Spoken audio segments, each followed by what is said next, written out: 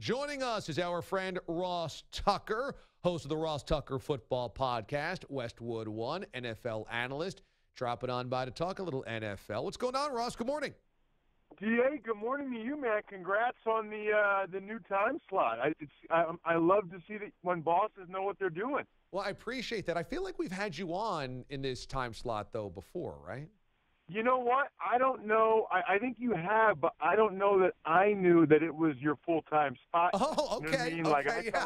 I thought maybe you were just filling it. I didn't know you were the man. Yeah, can you believe they actually gave me the show? It's outrageous. Yes, I can. They probably watch the NFL Network Top 10 and see you every 5 seconds, and they figure we got to put this guy on. I've really greased those producers real well. So last night, Cam Newton steps up and has himself a game, and so do the Carolina Panthers. We talk about all the other teams of the NFC, but where do you put the Panthers in terms of the possible Super Bowl team to come out of that conference? They're right there. I mean, it's crazy because, the NFC is going to be awesome. I mean, the NFC, there's 6 legitimate Super Bowl contenders in the NFC, whereas the AFC, I mean, let's be honest. I don't see any of those other teams beating the Patriots or the Steelers when it counts in January. Agreed. The AFC, I feel like, hey, it'll be a good story that the Titans and the Jags make the playoffs and whatever. But I feel like we could just fast forward at this point in the AFC to the Steelers-Patriots inevitable AFC championship game, where, by the way, the Patriots win by 2 touchdowns, even though the Steelers have better players, as always. I don't know how that happens every time, but it does. In the NFC, though, I mean, the division leaders, I guess I should say, they're all looking awesome. But then, I'm not counting the Seahawks out as one of the 2 wild card teams, and I'm definitely not counting out the Carolina Panthers after what we saw last night. I mean, number one, they've got the best defense in football, okay? Luke Kuechly, when I watch Panthers games, I just watch that guy every play. It's unbelievable. He reminds me so much of Ray Lewis. It's unbelievable. And then offensively, I know people are like, well, look what they're doing offensively now that they got rid of Kelvin Benjamin. DA, that has nothing to do with it. They're looking good offensively now because they finally said, you know what, enough with this trying to keep Cam healthy and we don't run him as much and have him get the ball out of his hands quickly. Let's just go back to what he does well, which is running the ball, play action off of that. That's what makes him unique and special. That's what makes the defenses have to be honest against the play action stuff, and that's what makes them successful. And you know what, DA? I think they decided we'll take 2 or 3 years of peak Cam rather than trying to ride out 5 to 7 years of slightly below average Cam or whatever it was that he was earlier in the year.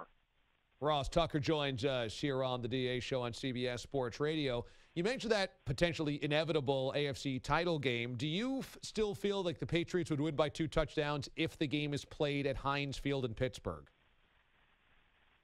I think that gives the Steelers a chance, but it also seems like a number of times the Patriots have won there in these games also. I think what gives them a chance is if for that game they get Joe Hayden back, and they can actually play some man-to-man pass defense. Because I was at the game last year, and that was a travesty. I mean, Brady's just sitting there. They're playing zone, and his guys are just open. And I would say, no Edelman, plus Artie Burns is playing better for the Steelers. They also have, if Joe Hayden comes back, it actually gives them a chance, especially if the Steelers' offense is actually clicking by that point, which hopefully they will be. Their issue is that their O-line's not playing quite as well as they did the last couple of years, and Big Ben isn't playing quite as well. He's just not as sharp as he used to be. I want to ask you about those surprise division leaders in the NFC. Which one is the most surprising to you, the most shocking to you at this point of the season? Is it the Eagles, the Vikings, the Saints, or the Rams? Oh, the Rams. The Rams, it's not even close. I mean, the Eagles, I was high on Wentz, and I knew they had a pretty talented team. I didn't think they'd be this good, but I thought this was a possibility. The Saints with Drew Brees and Sean Payton, again, I'm surprised that they're playing defense this well, but I could at least imagine that. DA, if you would have told me that Jared Goff and the Rams would score this much offensively, I would have laughed you off the radio. He was terrible last year. I was pretty convinced that he was a bust. I really was. And so I think there's a lesson there for any rookie quarterbacks, which is, hey, we can't judge these guys just off their rookie year, whether that's Deshaun Kaiser or whoever, Trubisky, you got to give them a second year. And for a lot of these guys, maybe you need to give them a second coach, too, before you really make a decision, because I don't know that Goff would be playing nearly this well if it was still Jeff Fisher's crew in L.A. Oh, he definitely would not. This is so much about what they did around the offense, opening it up, and Sean McVay. You're right that if Jared Goff was still stuck in Jeff Fisher's 1956 offense, there's no way he looks like this.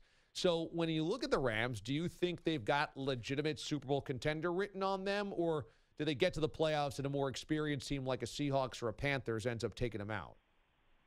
I think that they are a legit Super Bowl contender because they're doing it enough on both sides of the ball that we have to buy in.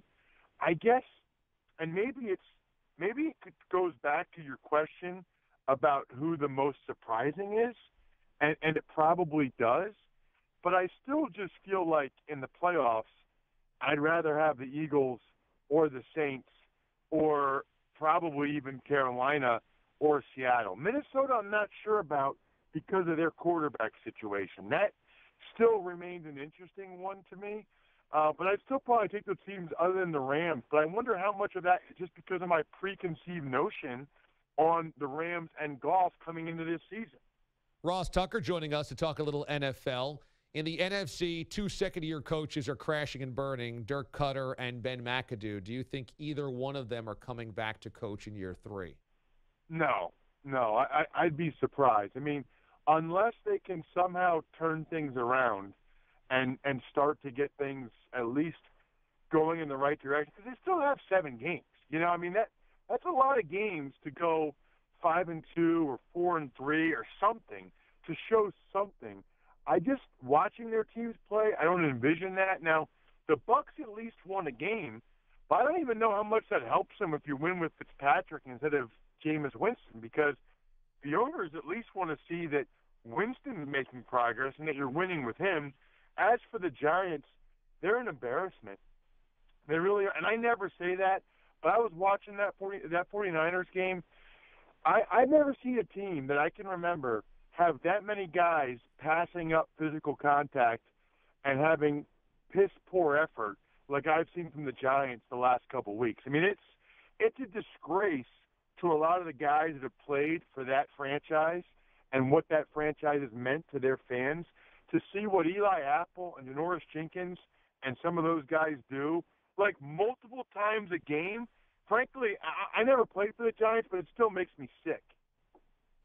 Just because they are kind of a traditional franchise that's stable and whatnot, and you think that particularly for this team, they've kind of quit on the franchise's legacy?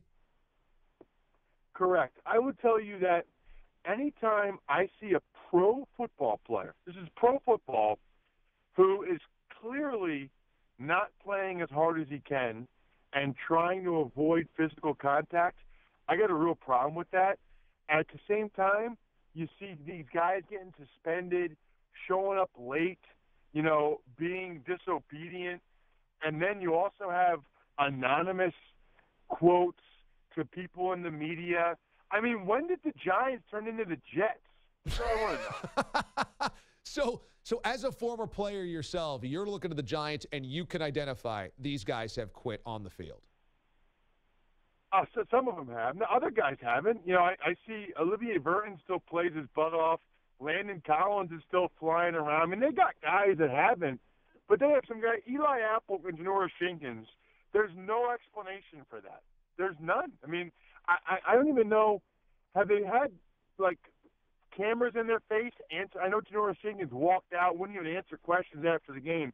I would just love to hear what the explanation is from those guys for their effort on those plays.